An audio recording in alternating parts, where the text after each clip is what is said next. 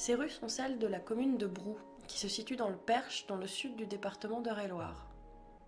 Les boutiques sont décorées car c'est un jour de comice agricole. À cette époque, rares sont les comices qui ne reçoivent pas la traditionnelle visite du préfet. Justement le voici, et ce préfet, en juin 1939, c'est Jean Moulin. Il a été nommé préfet d'Eure-et-Loir à Chartres le 21 février 1939, alors qu'il n'avait pas encore 40 ans.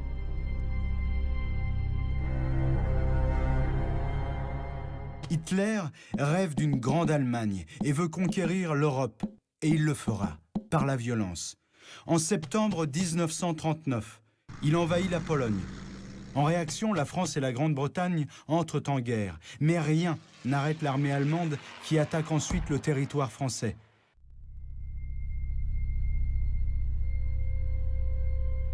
C'est la panique. L'armée française ne parvient pas à bloquer l'avancée des chars ennemis. Plus de 8 millions de civils fuient sur les routes. La percée allemande est tellement rapide que le 14 juin, les nazis défilent déjà dans Paris. Désemparé, le gouvernement se réfugie à Bordeaux. Parmi ses membres, le général de Gaulle, nommé quelques jours plus tôt, cherche des moyens pour poursuivre la lutte. Ainsi, le 16 juin, il se rend en mission officielle à Londres et retrouve le Premier ministre anglais Winston Churchill, convaincu lui aussi qu'il faut poursuivre le combat. Pendant ce temps, en France, les choses ont bien changé. Le maréchal Philippe Pétain est désormais au pouvoir. Mesdames, Messieurs, Monsieur le maréchal Pétain, président du Conseil des ministres, vous parle. Français, à l'appel de Monsieur le Président de la République, j'assume à partir d'aujourd'hui la direction du gouvernement de la France.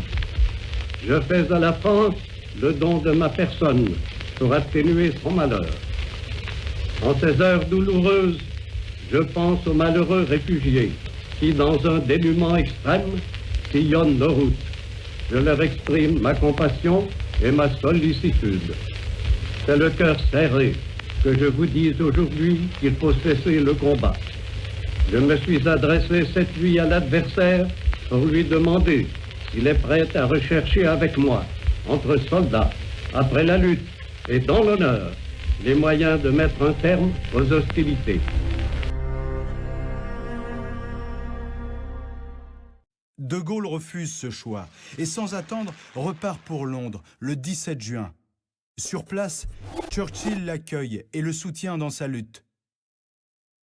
De Gaulle agit dès le lendemain. Logé dans un petit appartement au centre de Londres, il rédige son appel. À 18h30, face au micro de la BBC, le général prononce son discours aujourd'hui célèbre.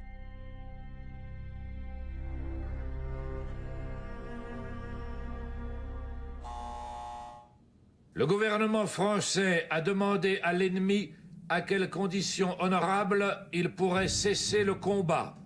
Il a déclaré, en outre, que la lutte devait continuer si ces conditions étaient contraires à l'honneur, à la dignité et à l'indépendance de la France. Nous avons été surpris et submergés par la force mécanique, la tactique de l'ennemi. Mais il y a malgré tout des raisons d'espérer. Croyez-moi, rien n'est perdu pour la France. Les mêmes moyens qui nous ont vaincus peuvent nous apporter la victoire. La France n'est pas seule. La France n'est pas seule. La France n'est pas seule.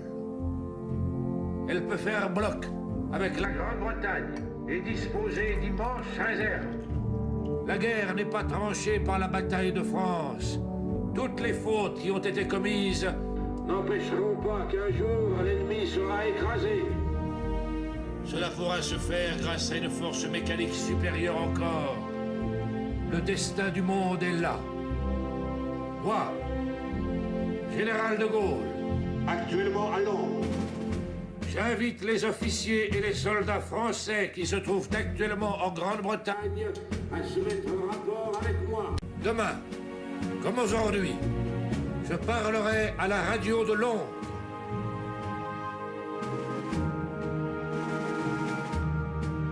Thank you. That was very good.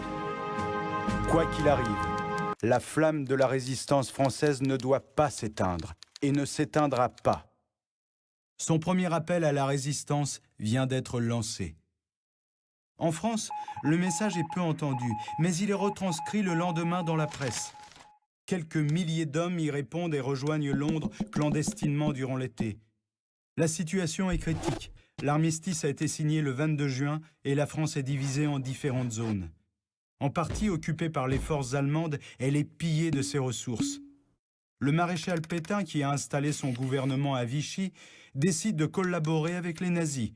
Le général de Gaulle est alors présenté comme un traître par la propagande officielle. Mais quoi qu'il arrive, de Gaulle continue son combat. L'appel du 18 juin est le premier discours d'une longue série dans laquelle il appelle les Français à résister.